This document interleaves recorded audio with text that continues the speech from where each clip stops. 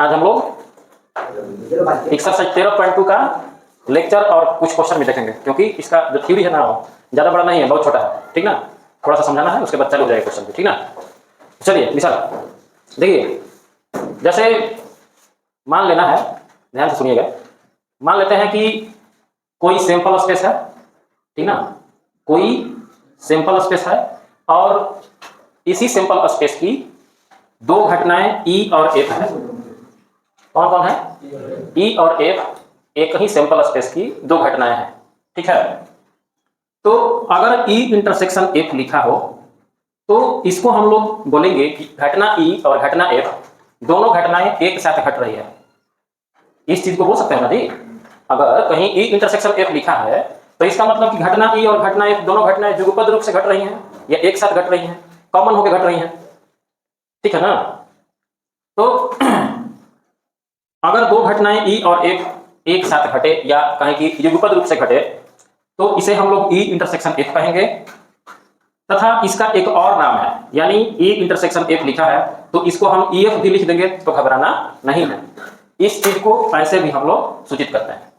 अब समस्या ये खड़ा होगा कि आखिर इसका यूज कैसे होता है, तो एक थोड़ा सा एग्जाम्पल समझते हैं। जैसे मान लीजिए कि ताश का कोई गड्डी है, ताश का कोई गड्डी है और ताश की गड्डी में पता ही है कि 52 पत्ते होते हैं। तो ताश की गड्डी में मान लो 52 पत्ते हैं और उन 52 पत्तों में से अच्छी तरह से बढ़िया से फेंट के 2 पत्ता निकल जाता है और वो दोनों पत्ता एक के बाद एक निकल जाता है। तो एक पत्ता बीबी का और एक पत्ता बादशाह का निकल सकता है। तो क्वेश्चन में यही पूछेगा कि मान लीजिए कि 52 पत्तों का एक गड्डी है और उसे अच्छी तरह से फेंट कर और 2 पत्ते एक के बाद एक निकल जाता है। तो एक पत्ता रानी यानी बीबी और एक पत्ता बादशाह के होने की क्या प्रायिकता है, ठीक ना, क्या पॉसिबिलिटी है। तो इस प्रकार के क्वेश्चन में 2 संभावनाएं होती है। एक होता है क्या, एक इसमें कंडीशन होता है ना कि मान लीजिए कि ताश के गड्डी को हम अच्छा से फेंट लिए और तब उसमें से एक हम बीबी निकाल रहे हैं, तो उसकी पॉसिबिलिटी निकालेंगे। तो अब इसमें केस ये आता है कि जो पत्ता हम निकाले हैं उस पत्ता को बाहर रख दे रहे हैं या उसको निकाल के देख के फिर अंदर डाल रहे हैं। 2 कंडीशन होता है, ठीक ना। तो ये कंडीशन बताया जाएगा। तो इस प्रकार के क्वेश्चन में इसका इस्तेमाल होगा। और पिछले पाठ में हम लोग पढ़े थे कि probability of E by F का फार्मूला होता है probability of E intersection F by probability of A, ठीक है ना। Probability of E intersection F by probability of F होता है ना। तो अगर इसे हम क्रॉस मल्टीप्लिकेशन कर दें तो क्या निकलेगा बताइए। Probability of E intersection F बराबर इसमें गुणा हो जाएगा P F into probability of E by F. होता है कि नहीं होता है? देखो होता है ना फार्मूला। तो मान लीजिए कि इससे हमें ये फार्मूला मिल गया।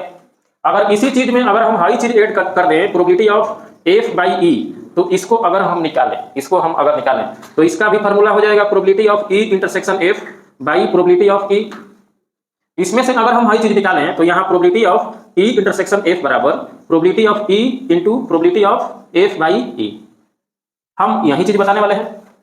अभी दोनों समीकरण को अगर इसको 1 नंबर मान लिया जाए और इसको 2 नंबर मान लिया जाए और दोनों समीकरण को ध्यान से देखा जाए तो एक बात तो तय है कि probability of E intersection F का एक फार्मूला ये हो जाएगा, एक फार्मूला ये हो जाएगा और एक फार्मूला ये भी हो जाएगा, एक फार्मूला ये भी हो जाएगा। अब देखिए इसका मतलब क्या है। इसका मतलब है जैसे मान लो 2 घटना घट रही हैं तो हम इसमें इसको कहेंगे कि घटना ई के घटने की प्रायिकता, इसका प्रोबेबिलिटी निकाल रहे हैं, ई की प्रायिकता हम निकाल रहे हैं। इसमें क्या हो रहा है कि अगर ई निकल चुका है, अगर ई घटना घट चुकी है तो एफ के होने की क्या प्रायिकता है, चाहे एफ निकलने की क्या प्रायिकता है। तो होगा क्या, जैसे हम उदाहरण दिए कि जैसे मान लो ताश का गड्डी को अच्छा तरह से फेंट के 2 पत्ता निकल रहे हैं। जैसे मान लो एक पत्ता इक्का है तो दूसरा पत्ता भी इक्का होने की क्या प्रायिकता है। तो इसका मतलब कि एक इक्का का यहाँ प्रायिकता निकल गया। अब ये कहेगा कि पहला अगर इक्का निकल गया है तो दूसरा को पता इक्का होने की क्या प्रायिकता है। अब देखिए इसमें ज्यादा का अंतर नहीं है, बस शर्त यह है कि यहाँ ई को पहले घटा दिया गया है, उसके बाद क्या किया गया है कि ई घट चुका है तब एफ को घटाया जा रहा है। और इसमें ध्यान दीजिएगा ना तो इसमें पता चलेगा कि इसमें एफ को पहले घटा दिया गया और उसके बाद जब एफ घट चुका है तो ई को घटाया गया, यानी कि दोनों में ज्यादा का अंतर नहीं है। सुविधा अनुसार ये और ये फार्मूला यूज करेंगे, ठीक ना। इस चैप्टर में ज्यादा यही फार्मूला यूज होगा। थोड़ा सा एक चीज और है, ठीक ना, थोड़ा सा एक चीज और है उसको ही बताएंगे। तो ये ध्यान रखता है। अब इसमें कंडीशन ये आएगा कि जैसे मान लीजिए कि 2 कंडीशन होंगे। एक बताए ना कि जैसे मान लीजिए कि एक होगा कि हम पत्ता को देख लिए या देख के फिर उसी में फेंट दिए, होता है ना। कंडीशन 2 होगा ठीक, कैसे होगा दो कंडीशन? जैसे मान लीजिए कि ताश का गड्डी है और उसमें 52 को पता है, अब 52 को पता में से खूब अच्छा से हम फेंट के 2 को पता निकाल रहे हैं। तो 2 को पता निकालने के 2 तरीके हैं। पहला तरीका ये है कि हम आसानी से बढ़िया से उसको फेंट फाट के 1 को पता निकालेंगे, और निकालेंगे तो यहाँ से 2 कंडीशन बनेगी। क्या बनेगी कि पतवा के हम देख के और उसको बाहर रख देंगे, और तब जो 51 को बचा है उस 51 को खूब बढ़िया से फेंट के तब उसमें से दूसरा पता निकालेंगे। तो ये एक अलग कंडीशन हो गया, ठीक ना। तो अभी हम जो पता निकाल के बाहर रख दिए, इस प्रकार के क्वेश्चन इस फार्मूला पे बनेंगे। और एक कंडीशन क्या होगा कि हम मान लो ताश की गड्डी को खूब बढ़िया से फेंट लिए, आप फेंट के एक पता निकाले, पहले का पता इका है, पहले का पता इका है मान लो, तो इका को देखे और देख के उसको बाहर नहीं रख रहे हैं, फिर हम उसी ताश की गड्डिया में फेंट दे रहे हैं, अब फेंट के फिर निकालेंगे। तो अब इसमें क्या होगा कि पहले जो पता निकाले थे देख के फिर रख दिए, तो जो पॉसिबिलिटी बाद वाली निकली है उसमें और फिर उसी में डाल के फिर निकालेंगे तो उस पर कोई असर पड़ने वाला नहीं है। तो इस प्रकार जब किसी सिंपल स्पेस में से कोई एक चीज निकाल के उसको देख के या उसकी प्रायिकता निकाल के उसी में हम फेंट देंगे और तब निकालेंगे, तो पहले वाली घटना का जो प्रायिकता है दूसरे वाली घटना पे बिल्कुल असर नहीं पड़ेगा। तो इस प्रकार का अगर क्वेश्चन बनेगा ना तो उसको हम लोग कहेंगे स्वतंत्र घटना। अगर मान लीजिए कि कोई हम सिंपल स्पेस में से 2 घटना बारी बारी से घटा रहे हैं, घटा के उसको देख के उसको साइड में रख दिए, साइड में रख के उसको साइड में रख दिए और फिर दूसरा पता निकाल रहे हैं, तो फिर जब दूसरा पता निकालेंगे तो ये अलग इवेंट होगा। जैसे मान लो हम इका निकाले, ठीक, चाहे मान लो ताश की गड्डी में से अच्छा से फेंट के हम एक काला पता निकाल रहे हैं, तो पहला काला पता हम निकाल लिए तो इसका प्रायिकता क्या हो जाएगा 26/52। अब जब उसको हम बाहर रख देंगे और फिर उस ताश की गड्डी में फेंटेंगे नहीं, तो फिर दोबारा पता निकालेंगे तो उसका असर इस पे तो पड़ेगा भाई, क्योंकि अब पहले 26 था, एगो पॉसिबिलिटी निकल गई है काला की, तो अब इस पे असर पड़ेगा। अब काला बचा है 25 एगो निकल चुका है, तो तब 25/51 हो जाएगा। तो एक तो ऐसे बनेगा, इसको बोलते हैं, एक होता है विथ रिप्लेसमेंट यानी कि स्वतंत्र घटनाएं, और एक होता है विदाउट रिप्लेसमेंट यानी कि रिप्लेसमेंट करना नहीं है, हटा देना है। ठीक, तो थोड़ा सा हाई समझने के बाद थोड़ा सा स्वतंत्र घटना भी समझ लेते हैं, ठीक ना। जैसे स्वतंत्र घटना में क्या होता है, देखिए स्वतंत्र घटना में क्या होता है, स्वतंत्र घटनाओं में क्या होता है, स्वतंत्र घटना में क्या होगा, ऐसी 2 या 2 से अधिक घटनाएं जिसमें किसी एक घटना के घटने की संभावना किसी दूसरी घटना के घटने की संभावना से कोई लेना देना ना हो, यानी कि पहले अगर कोई घटना घट चुकी है तो उसका प्रभाव दूसरे घटना पर ना पड़े, तो इस प्रकार की घटनाओं को हम लोग बोलेंगे कि भाई ये स्वतंत्र घटना है कि नहीं। तो स्वतंत्र घटना में यही है। अब होगा क्या, जैसे मान लीजिए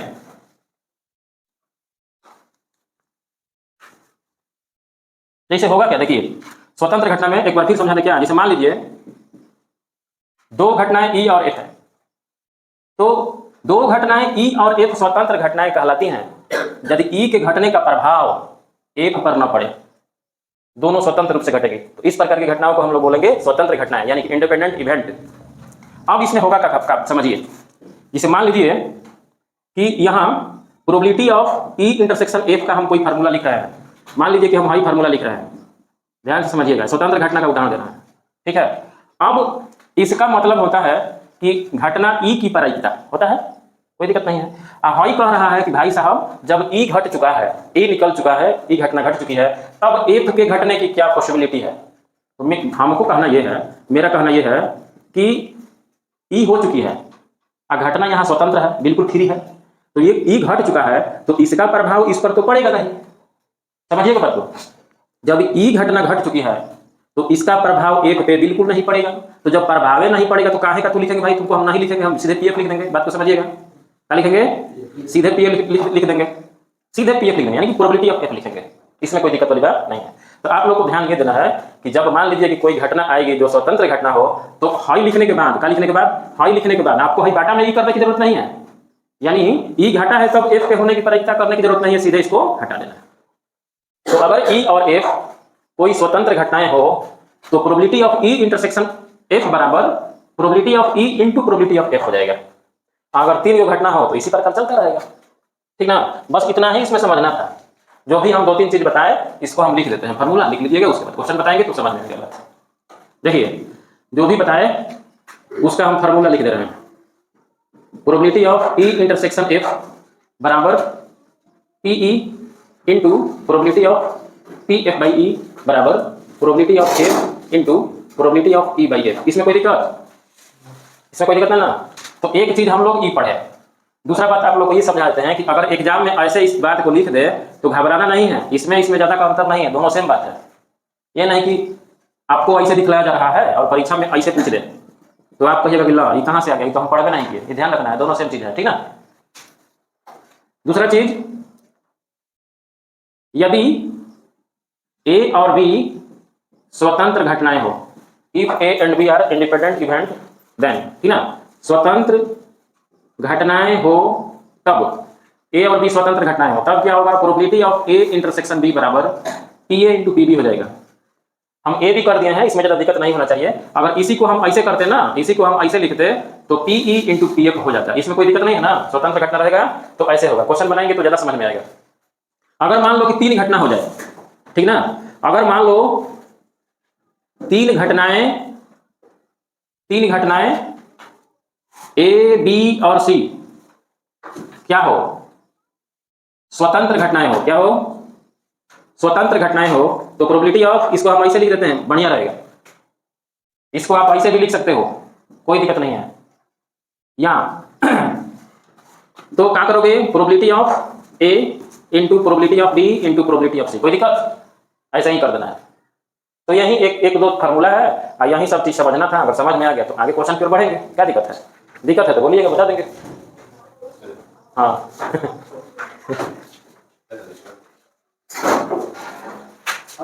चले श्री गणेश करें, चलो प्रश्नावली 13.2 स्टार्ट करते हैं।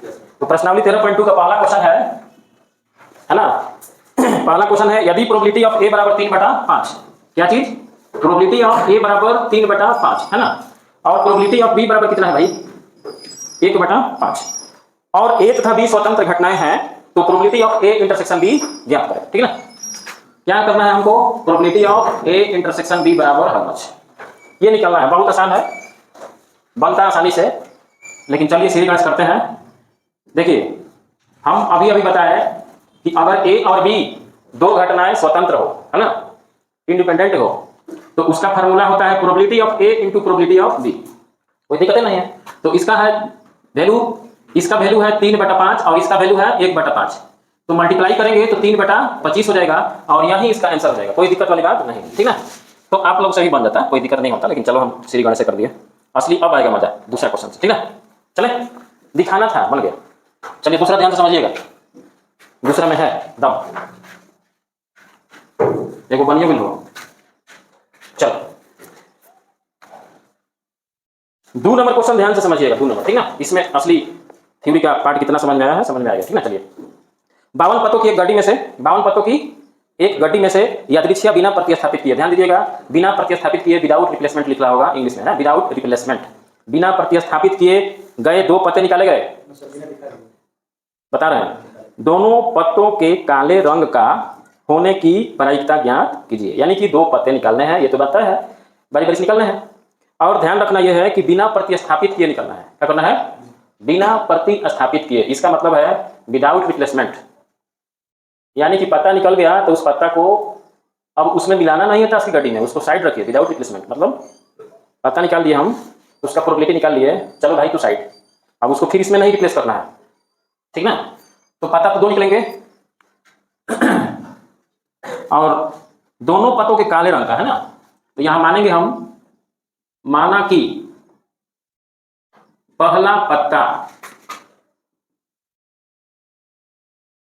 काला होने की घटना, माना कि पहला पत्ता काला होने की घटना, इसको हम मान लेते हैं ई, कोई दिक्कत नहीं है। अब निकल गया बेचारा, दूसरा पत्ता निकालेंगे, अब केवल यहां लिखिए दूसरा पत्ता काला होने की घटना, क्योंकि दोनों काला ही है, बस नाम बदल रहे हैं, ध्यान रखिएगा, हम जो बताएंगे वही करिएगा।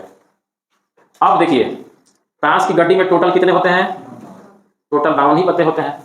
अब यहां आपको क्या करना है, अब आपको करना है प्रोबेबिलिटी ऑफ ई, इसका मतलब होता है कि काला पत्ता निकलने की क्या प्रायिकता है। ताश की गड्डी में टोटल 52 पत्ते होते हैं, जिसमें से 26 काले होते हैं, क्या होते हैं, 26 काले होते हैं। तो हम पहला पत्ता निकालेंगे और वो काला होगा, इसकी क्या प्रायिकता भाई, तो प्रायिकता निकालने का क्या सूत्र होता है, नंबर ऑफ ई बटा में नंबर ऑफ एस, को थोड़ा सा फार्मूला पे रख के कर दे रहे हैं शुरुआत में। तो देखिए हमारे पास काले कितने हुए, 26, टोटल आउटकम कितने हैं, 52, तो 26 दूनी 52, कोई दिक्कत नहीं होगा। अब देखिए यहां लिखेंगे प्रोबेबिलिटी ऑफ एफ बाई ई। अब यहां आप लोग को ध्यान देना है कि जो पत्ता निकला है वो पत्ता को साइड रख देना है, उसमें मिलाना नहीं है, बिना प्रतिस्थापित किए, ठीक ना। यानी निकला तो उसको रख दो साइड। तो एक भैया काला तो निकल गया, अब काला का बचा 25 गो, तो इसका मतलब ये हुआ कि पहले का पत्ता काला निकल गया है तो दूसरा का पत्ता काला होने की क्या प्रायिकता है, ठीक ना। तो इसका फॉर्मूला अब ये ध्यान रखना है कि एगो निकला है काला, एगो काला निकला है तो बचा को पता 25 गो बचा, 26 गो पहले काला था, उसमें से हम एक की पॉसिबिलिटी निकाल दिए तो अब काला पता कितना बचा 25 गो, और टोटल आउटकम पहले 52 थे, अब कितने हो गए, अभी कटेगा उटेगा नहीं। अब रिक्वायर्ड प्रोबेबिलिटी निकालेंगे तो क्या करेंगे पता है, रिक्वायर्ड प्रोबेबिलिटी लिख देना है इंग्लिश में, ठीक ना। कितना होगा, probability of E intersection F, यही ना पढ़ा रहे थे, बराबर P E into probability of F by E, यानी कि पहला पत्ता काला होने की प्रायिकता इंटू दूसरा पत्ता काला होने की प्रायिकता जब पहला पत्ता काला निकल गया है तब, ठीक है। तो इसका आंसर कितना आया है, इसका 25/51 मल्टीप्लाई करिए 25 यहाँ 102, यही इसका आंसर हो जाएगा, इसमें कोई दिक्कत वाली बात नहीं, ठीक है। हैं समझ में आ रहा, बस यही तो करना है कुछ भाइयों लिखे ना बुझाई तो पैसा वापस हुई चलिए क्वेश्चन नंबर 3 देखा जाए।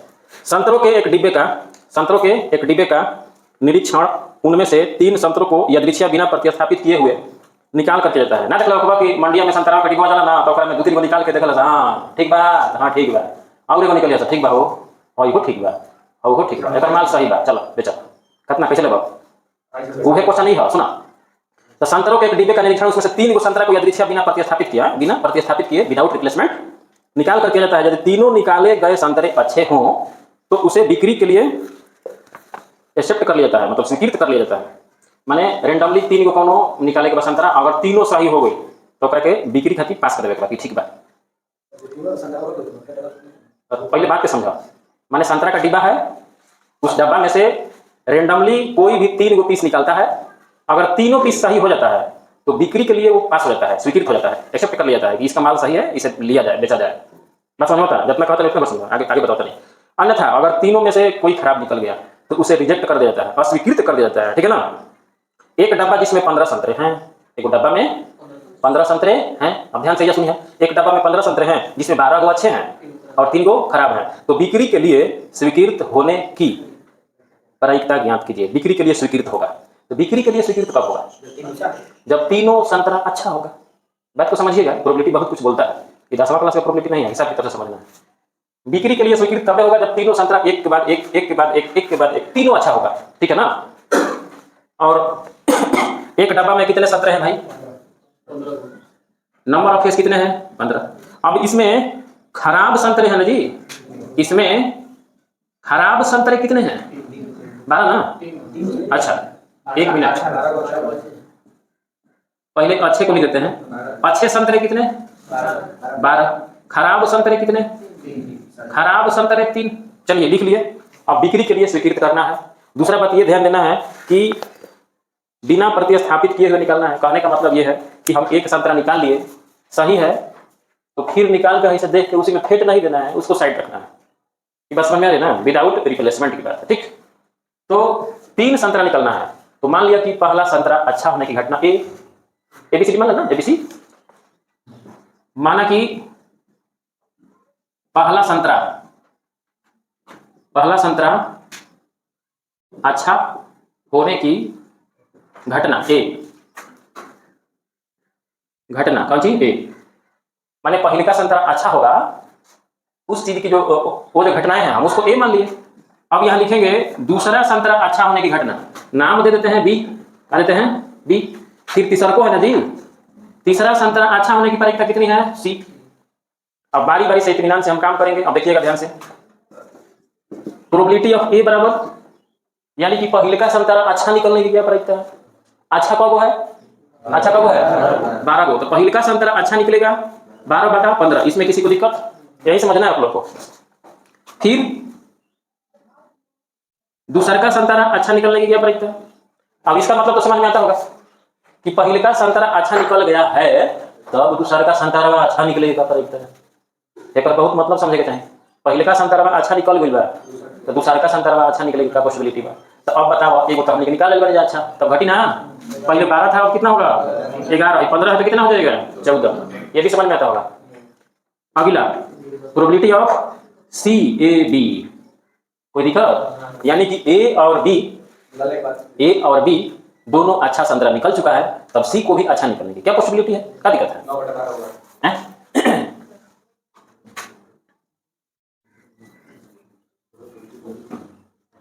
कितना कब होगा? 10/13। ठीक है। अब जो हमें निकालना है वो निकालेंगे। क्या करेंगे? प्रोबेबिलिटी ऑफ, इसको या तो ऐसे लिख सकते हो, बात को समझिएगा ध्यान से, या तो इसको ऐसे लिख सकते हो, या अगर ऐसे मन नहीं करता है तो ऐसे लिख सकते हो, कोई दिक्कत? अब इसका फॉर्मूला क्या होगा? PA probability of B/A into probability of C/AB। कोई दिक्कत किसी को? और जब सब ऊपर निकाल चुके हैं, वैल्यू निकाल कर रख लिए हैं, तो यहाँ मान रखने में क्या दिक्कत है? इसमें तो किसी को दिक्कत नहीं होगा। यहाँ पुट कर देना है मान को पुट कर दीजिए, आंसर फटाफट आ जाएगा। घटा दें, चढ़ती आई, पचती आई, 2 पचे 10, 7 दूनी 14, नीचे और है ना, 11 चौका 11 चौका मतलब तो करम 44 रन, 13 सते 91।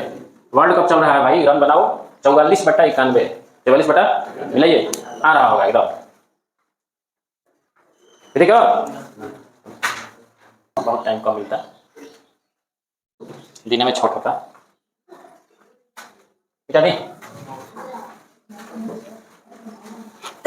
थोड़ा सा एक जब थ्योरी रहे, ओकरा से ज्यादा दिक्कत नहीं है ना, एकदम वही चीज रिलेटेड हुई ओकरे से, ठीक ना। चलिए देखिए, क्वेश्चन नंबर 4 है, एक न्याय सिक्का और एक अभिनत पासा का उछाला गया। चलिए अच्छी बात है, हम भी उछालेंगे। मान लें ए घटना सिक्के पर चित्त प्रकट होता है और बी घटना पासे पर 3 प्रकट होती है, को निरूपित करते हैं, तो निरीक्षण कीजिए कि घटनाएं ए और बी स्वतंत्र हैं या नहीं। तो पहले तो भाई हम क्या करेंगे? हम सैंपल स्पेस निकालेंगे। पहले क्या करेंगे?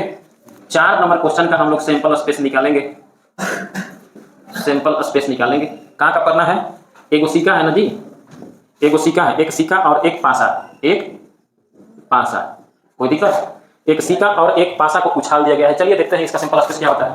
Head 1, head 2, head 3, head 4, head 5, head 6 और टेल 1, टेल 2। देखिए टेल 1, टेल 2, टेल 3 ऐसे जाना है।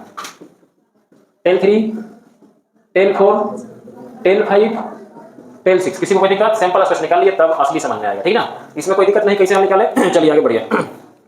पहले का घटना दिया हुआ है, घटना दिया हुआ है सिक्के पर चित्त प्रकट होना। क्या चीज? घटना ए है सिक्के पर चित्त प्रकट होना, सिक्के पर चित्त प्रकट होना, ठीक ना। हेड अपीयर ऑन कॉइन, ठीक। तो देखिए भाई, यहाँ सिक्का पर चित्त कहाँ प्रकट हुआ है? सिक्का पर चित्त लाइन से प्रकट हुआ है, कोई दिक्कत? Head 1, head 2, head 3, head 4, head 5, head 6, यही है। देखिए ध्यान से देखिए, सिक्का पर चित्त जरूर प्रकट हुआ है, इसमें कोई दिक्कत वाली बात नहीं है, ठीक है। चलिए अच्छी बात। दूसरा घटना क्या है? यह है पासे पर संख्या 3 प्रकट होता है। पासे पर संख्या 3 प्रकट होना। चलिए पासे पर 3 प्रकट हो रहा है, पासे पर क्या प्रकट हो रहा है? 3। तो देखिए क्या होगा?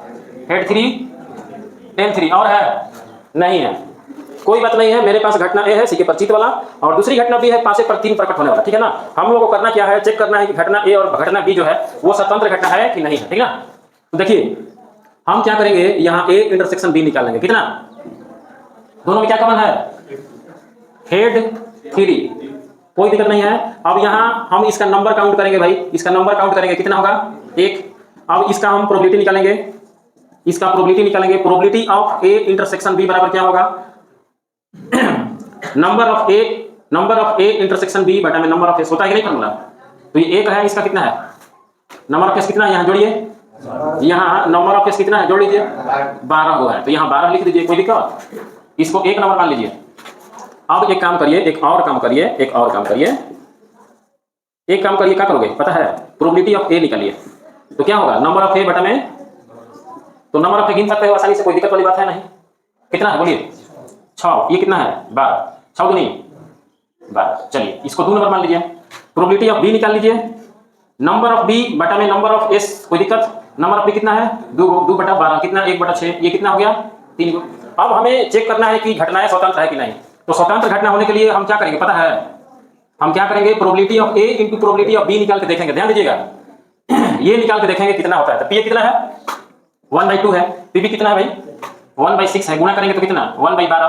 तो यहाँ ध्यान से देखोगे तो हम पी ए इंटू पीबी निकाल लिए है ना, और देखेंगे कि इसके बराबर है कि नहीं है, बिल्कुल इसके बराबर है। इसको ध्यान से देखिए, बिल्कुल बराबर है। तो हम स्वतंत्र घटना में यही बता रहे थे कि अगर पी ए इंटू पीबी इसके बराबर है तो ये स्वतंत्र घटना का ही तो फॉर्मूला है। तो अगर probability of A intersection B बराबर probability of A into probability of B हो जाए तो ए और बी स्वतंत्र घटनाएं हैं, इसमें दिक्कत वाली बात नहीं है, ठीक है ना। अगर ये दोनों बराबर नहीं होते तो स्वतंत्र घटना नहीं है। तो लिख देना है कि A and B are independent event. Hindi में लिखना होगा तो लिख देना है कि अतः ए और बी क्या है भैया, स्वतंत्र घटनाएं हैं, स्वतंत्र घटनाएं हैं। तो आप लोगों को करना क्या है, आराम से ये निकाल कर रख लीजिएगा, उसके बाद पी ए निकाल लीजिए, पीबी निकाल लीजिए, फाई निकाल के रख लीजिए, देख लीजिए कितना आ रहा है, उसके बाद इससे तुलना कर दीजिए। अगर बराबर है तो स्वतंत्र घटना है, अगर नहीं है तो स्वतंत्र घटना नहीं है। बस इतना ही करना है, आगे ऐसा मिलेगा तो ट्राई करिएगा, ठीक।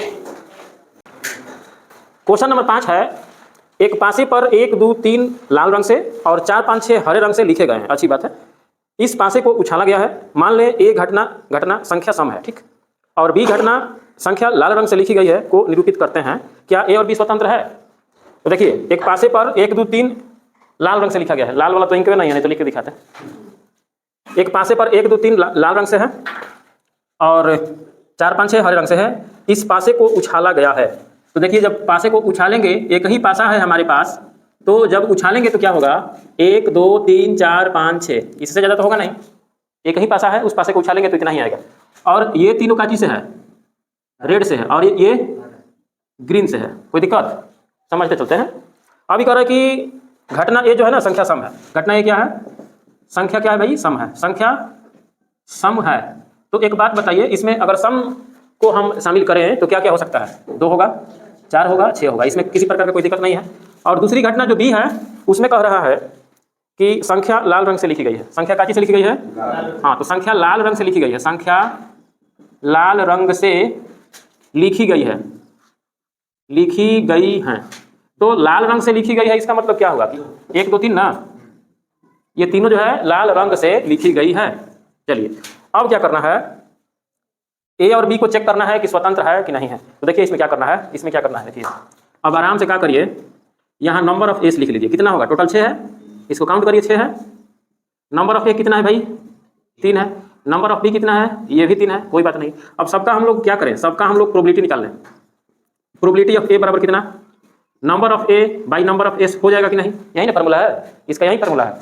तो नंबर ऑफ ए मेरे पास 3 है और नंबर ऑफ एस 6 है, तो कटाएंगे तो ये कितना हो जाएगा, 1/2 हो जाएगा, ठीक है। इसी प्रकार प्रोबेबिलिटी ऑफ बी निकालेंगे तो इसका भी फार्मूला होगा number of B by number of S. तो नंबर ऑफ बी मेरे पास कितना है, 3 है ना, तो नंबर ऑफ बी यहाँ पर 3 हो जाएगा, ये 6, तो ये भी कितना हो गया, 1/2। तो हमने प्रोबेबिलिटी ऑफ ए भी निकाल लिया, प्रोबेबिलिटी ऑफ बी भी निकाल लिया। अब क्या करेंगे, probability of A intersection B निकालेंगे, ठीक है। तो उसके लिए हम क्या करते हैं, काम करते हैं, ए इंटरसेक्शन बी निकाल के देखते हैं कितना होता है। तो दोनों में कॉमन करेंगे तो क्या होगा भाई, केवल 2 ना। तो इसमें अगर हम नंबर काउंट करें तो number of A intersection B कितना, 1। इसका अगर हम प्रायिकता निकालें, इसका हम प्रोबेबिलिटी निकालें, तो probability of A intersection B बराबर कितना, number of A intersection B बटा में नंबर ऑफ एस, तो कितना हुआ, 1/6, 1/6। अब कल हम एक बात बताए थे, ठीक ना, एक बात बताए थे कि जब आपको क्या करनी है, आपको स्वतंत्र घटना चुनना है तो क्या करिए कि P A into P B निकालिए। क्या करिए, P A into P B निकालिए, यानी कि probability of A into probability of B निकाल कर चेक करिए कितना होता है। तो प्रोबेबिलिटी ऑफ ए कितना है भाई, ये 1/2 है और ये भी 1/2 ही है, तो गुणा करेंगे तो कितना होगा, 1/4। अब देखना ये है कि क्या ये इसके बराबर है, ये जो आया है क्या ये इसके बराबर है, नहीं है, कहाँ है, नहीं है ना। तो यहाँ लिखेंगे कि भाई हमने क्या किया, P A into P B निकाल कर चेक किया और ये जो है पी ए इंटरसेक्शन बी के बराबर नहीं है, यानी कि probability of A into probability of B दोनों का product probability of A intersection B के बराबर नहीं है, बराबर है, ये नहीं है। तो जब बराबर नहीं है तो ए और बी स्वतंत्र घटना नहीं है। तो लिख देना है कि hence A and B are not independent event, ठीक है ना। अतः ए और बी स्वतंत्र घटनाएं नहीं हैं, है ना। इंग्लिश में लिखना होगा तो लिख देना है hence A and B are not independent event, बस, और कोई ज़्यादा इसमें कोई दिक्कत वाली बात नहीं है, ठीक है।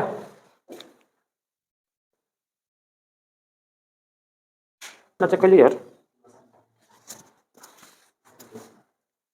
हाँ चलिए, क्वेश्चन नंबर 6 है, 2 मिनट का है ना। क्वेश्चन नंबर 6 है, मान लें कि ई तथा एफ दो घटनाएं इस प्रकार है कि प्रोबेबिलिटी ऑफ ई बराबर 3/5 है, प्रोबेबिलिटी ऑफ एफ बराबर 3/10 है और probability of E intersection F बराबर 1/5 है। आपको ये बताना है कि ई और एफ स्वतंत्र है या नहीं है, ठीक है।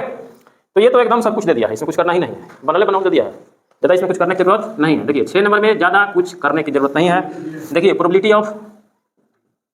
ऑफ इवेंट कितना है, 3/5 दिया है। प्रोबेबिलिटी ऑफ एफ कितना है, ये कितना है भाई, 3/10 दिया है। और probability of E intersection F कितना दिया है, ये 1/5 दिया है, ठीक है। और कह रहा है कि बताइए कि ई और एफ स्वतंत्र घटना है कि नहीं है। तो जब सब कुछ दे दोगे तो हमको चेक करने में क्या दिक्कत है भाई। अब हम क्या करेंगे, एक काम करेंगे, probability of E into probability of F दोनों का प्रोडक्ट निकाल के देख लेंगे कितना होता है, ठीक है। तो देखिए ये कितना हो जाएगा, 9 और ये 9/10/50। इसको 1 नंबर मान लो। और मेरे पास probability of E intersection F कितना दिया है, 1/5 दिया है, यही ना दिया है। तो अब जरा बताइए कि क्या ये और ये दोनों बराबर है। तो यहाँ लिख देना है कि हमने ध्यान से देखकर चेक कर लिए हैं, हम लोग ध्यान से देखकर चेक कर लिए हैं, इसका वैल्यू और इसका वैल्यू दोनों का वैल्यू एक दूसरे के बिल्कुल बराबर है ही नहीं। कहाँ है, नहीं है, does not equal to probability of E intersection F, ठीक ना। अतः ई और एफ स्वतंत्र घटनाएं नहीं हैं, कोई दिक्कत नहीं है, किसी प्रकार की कोई दिक्कत नहीं है। ये बन गया, खत्म, कोई दिक्कत नहीं है। क्या दिया है आंसर में उत्तम, नहीं दिया। चले ज़्यादा इजी है, उड़ाते हैं, आप लोगों से ही बन जाएगा, जल्दी उड़ते हैं हम भी, ठीक ना। केवल एक बार देखते चलिए, बन जाएगा ना रोशनी। चलिए अब क्वेश्चन नंबर 7 देख लीजिए। 7 बढ़िया क्वेश्चन है, 7 नंबर आया भी है एक बार बोर्ड में, तो 7 को देख लिया जाए। एक डाला हम 7 को देख लिया जाए। मेरा फेवरेट मार्कर नहीं है, मेरा फेवरेट मार्कर नीचे रख दिया है सब। चलिए क्वेश्चन नंबर 7 कह रहा है कि ए और बी ऐसी घटनाएं दी गई हैं जहां प्रोबेबिलिटी ऑफ ए बराबर 1/2 है, probability of A union B 3/5 है और प्रोबेबिलिटी ऑफ बी पी दिया है। पी का मान निकालना है। 2 कंडीशन है, एक कंडीशन है कि घटनाएं परस्पर अपवर्जी है, म्यूचुअली एक्सक्लूसिव इवेंट, और एक दिया है घटनाएं स्वतंत्र। बढ़िया क्वेश्चन है, देखते हैं बनाकर, ठीक ना। जो भी दिया है पहले उसको लिख लेते हैं, जो भी दिया है उसको चलिए लिख लेते हैं। क्या दिया है भाई, तो प्रोबेबिलिटी ऑफ ए दिया है कितना, 1/2। Probability of A union B कितना दिया है, 3/5। और प्रोबेबिलिटी ऑफ बी कितना कह रहा है, पी कह रहा है, ठीक है। और पी का ही मान निकालना है, इसी का क्या करना है, मान निकालना है, बताना है कि कितना होगा, ठीक है। तो यहाँ पर कंडीशन भी दे रखा है, घटनाएं परस्पर अपवर्जी हैं। क्या है, क्या दिया है बुक में, घटनाएं परस्पर क्या है भैया, अपवर्जी हैं। घटनाएं परस्पर अपवर्जी हैं। तो एक बात बता दें, जब घटनाएं परस्पर अपवर्जी हो तो क्या होता है पता है, बताए थे हम कि जब घटनाएं परस्पर अपवर्जी होता है ना तो इसका वैल्यू 0 होता है, ठीक ना, इसका वैल्यू 0 होता है। तो अब हम क्या करेंगे, बाई फार्मूला चलेंगे। Probability of A union B बराबर probability of A plus probability of B. और ये भी बात बताए थे कि जब दो घटनाएं परस्पर अपवर्जी होती हैं तो probability of A union B इतना ही होता है। क्यों, क्योंकि माइनस में यहाँ probability of A intersection B जो होगा ये तो 0 हो जाएगा। तो ये जब 0 हो जाएगा तो इसे लिखने की कोई जरूरत नहीं है। और देखिए इसका वैल्यू कितना दे रखा है, 3/5 दिया है, और इसका वैल्यू कितना दिया है, 1/2 दिया है, और इसका वैल्यू कितना दिया है, पी दिया है। तो अब बताइए कि हमें पी निकालने में कोई दिक्कत होगा, आसानी से निकल जाएगा। तो जब पी निकालेंगे तो क्या होगा, 3/5, इसको उठा के इधर लाएंगे, 1/2 हो जाएगा। अब आसानी से घटा लेना है, 5 2 का एलसीएम कितना, 5 दूना 10, 2 तिहाई 6, 2 5 10, कितना हो जाएगा, 1/10 हो जाएगा। कितना हो जाएगा, 1/10 आंसर हो जाएगा। तो पी का मान यहीं आता होगा, देख लीजिए, ठीक है। ये फर्स्ट कंडीशन का क्वेश्चन था। इसमें दूसरा कंडीशन है कि घटनाएं स्वतंत्र है। क्या है, दूसरा कंडीशन दिया है, घटनाएं क्या चीज है भैया, स्वतंत्र हैं। तो जब घटनाएं स्वतंत्र होती है तो क्या होता है बिट्टू, जब घटनाएं स्वतंत्र होती हैं तो इसका वैल्यू कितना होता है, जब घटनाएं स्वतंत्र होती हैं तो probability of A intersection B बराबर P A into P B होता है, ठीक है ना। इसको याद रखना है, इतना होता है। तो देखिए मेरे पास क्या है, मेरे पास कुछ नहीं है। अब इसको क्या करेंगे, पी ए लिखेंगे, इसको लिखेंगे पी बी, और माइनस में पी ए यूनियन बी लिखेंगे। होगा कि नहीं होगा ये बताइए, ये पता है कि हो जाएगा? हैं? ठीक है ना, होता है। चलिए अच्छी बात है। तो इसका वैल्यू कितना दिया है? इसका फार्मूला ये हो गया। चलिए इसका वैल्यू 1/2 पी बी का मान पी दिया है। और देखिए इसका वैल्यू हम लोग निकाले हैं कि नहीं निकाला है? हाँ अच्छी बात है, 3/5 3/5 और पी ए का मान पी बी का मान पी। अब हमें पी ही चाहिए, तो एक काम करेंगे, इस बेचारों को उठा कर उधर ले जाएंगे। हाई पी यहीं पर रहेगा, हाउ वाला उठ के इधर आएगा, भाई दोनों इधर हो गए। 3/5 को ले जाएंगे RHS में, इसको उठा कर उधर कर देंगे। पी में से p/2 घटाएंगे तो क्या होगा बताइए? 2p - p कितना? p/2 बराबर, इसको एलसीएम लेके हल कर दीजिए। 5 दूना 10, 2 तिहाई 6 और 2 5 10, कितना हो जाएगा? p/2 बराबर कितना? 1/10। अब यहाँ से p का वैल्यू जब निकालेंगे तो 10p = 2 हो जाएगा और p = 2/10 हो जाएगा। तो ये कितना हो जाएगा? 1/5। तो दोनों कंडीशन में देख लीजिए कितना कितना आंसर आ रहा है। ठीक है ना, एक कंडीशन में p = 1/10 होगा, दूसरा कंडीशन में p = 1/5 होगा। ठीक है, मान लें कि a और b स्वतंत्र घटनाएं हैं तथा प्रोबेबिलिटी ऑफ a 0.3 है और प्रोबेबिलिटी ऑफ b 0.4 है। कह रहा है probability of a intersection b, दूसरा probability of a union b निकलना है, तीसरा p/b निकलना है, चौथा में p/b। आसान है। ठीक है ना, चलिए a और b क्या है? स्वतंत्र घटना है, ध्यान रखिएगा। a और b क्या है? हाँ ये ध्यान रखिएगा। चलिए ये बस इतना ही दिया है, p/p दिया है। अब कह रहा है probability of a intersection b, probability of a intersection b पूछ रहा है। तो कहने का मतलब है कि जब a और b स्वतंत्र घटना होती है तो इसमें क्या होता है? Probability of a into probability of b होगा कि नहीं होगा? हो जाएगा। तो देखिए इसका भी मान दिया है 0.3, इसका भी मान दिया है 0.4, मल्टीप्लाई करेंगे तो कितना होगा? यहाँ दशमलव हो जाएगा। तो पहला का आंसर तो यही हो गया, क्या दिक्कत है? अब इसमें जब दूसरा बनाएंगे तो क्या होगा भाई? Probability of a union b पूछ रहा है ना? तो probability of a union b पूछ रहा है, तो इसका फार्मूला लिखेंगे पहले। ठीक है ना, अब यहाँ दिमाग ये दौड़ाना है कि घटनाएं पहले से ही क्या है? स्वतंत्र हैं। तो इसका सूत्र यहाँ हम लगा देंगे, कोई दिक्कत? ध्यान दीजिएगा। तो प्रोबेबिलिटी ऑफ ए हमारे पास है 0.3, ये है 0.4 और ये हो जाएगा, है कि नहीं बात? तो ये कितना? 7 हो जाएगा और ये कितना? 0.12। तो इसमें से ही घटाओगे तो कितना होगा? हैं? कैसे भैया? यहाँ देखिए घटाइए, 10 में से 2 घटल 8, 6 में से 1 घटल 5। अब भाई जोड़ के देख लीजिए सही है कि नहीं। 8 2 10, 5 1 6 1 7, तो कितना होगा? 0.58। देखिए तो रोशनी आता होगा इतना ही, है ना? कहाँ धीरज, कैसे घटाते हो? अब पूछ रहा है प्रोबेबिलिटी ऑफ a/b पूछ रहा है। क्या पूछ रहा है? प्रोबेबिलिटी ऑफ a/b पूछ रहा है। तो प्रोबेबिलिटी ऑफ a/b निकालने के लिए क्या फार्मूला है? याद है पीछे का फार्मूला धीरज? यही ना होता है। बस ध्यान ये रखना है कि a और b जो घटनाएं हैं स्वतंत्र हैं। तो स्वतंत्र है तो क्या लिखेंगे? कौन चीज है लिखेंगे, है कि नहीं बात? अच्छी बात है। p/b ये तो है, ये कितना? 0.3 आंसर। क्या बात है कि नहीं?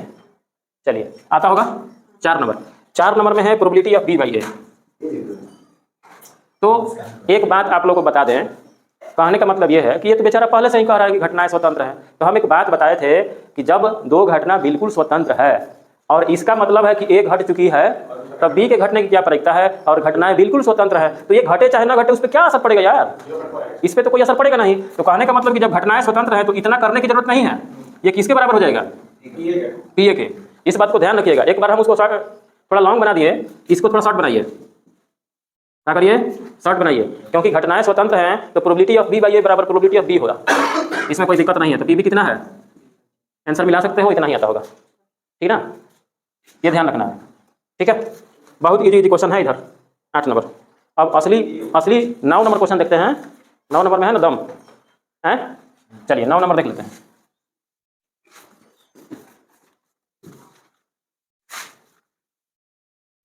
सब घरे अपना से बना लिया जाए।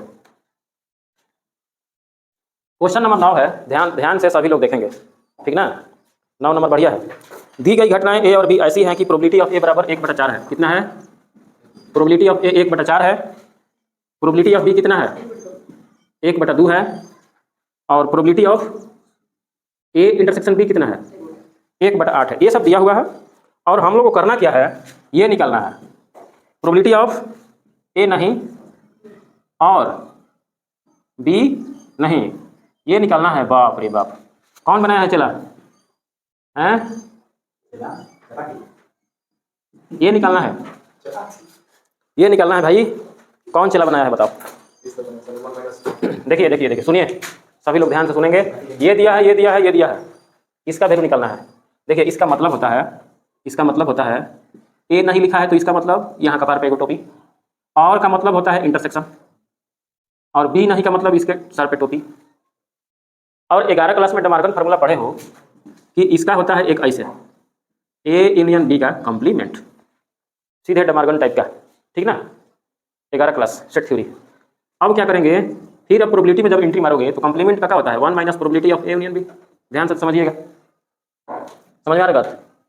इसे कहने का मतलब है कि 10वां क्लास में ही पढ़े हो कि भाई साहब इतना होता है ना तो एक होता है।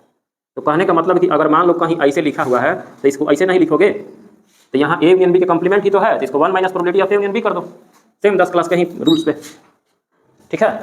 अब यहाँ क्या करोगे, इसका फार्मूला तोड़ देना, इसका फार्मूला लगा दीजिए। क्या होगा formula, probability of A union B का फार्मूला होता है probability of A plus probability of B minus probability of A intersection B. होता है कि नहीं फार्मूला, होता है ना। अब क्या करोगे 1, यहाँ प्रोबेबिलिटी ऑफ ए कितना दिया हुआ है 1/4 दिया हुआ है, इसका वैल्यू कितना है 1/2, माइनस करके probability of A intersection B दिया हुआ है तो ये कितना है 1/8 दिया हुआ है। तो अब क्या करना है, हम लोग को हल कर देना है। हल कर देंगे तो यही जो आएगा रिजल्टेंट वही आंसर हो जाएगा। 1 minus 1/4 minus 1/2 minus minus plus 1/8। तो देखिए 2 4 8 का एलसीएम क्या होगा 8, तो यहाँ हो जाएगा 8, यहाँ हो जाएगा 2, यहाँ हो जाएगा 2 चौका 8, यहाँ हो जाएगा 1। इसको जोड़ घटाव कर दीजिए भाई, तो 8 को 9 को 9 को में से 6 को घटा दीजिए, 3/8 इज राइट आंसर। यही इसका आंसर हो जाएगा, ठीक।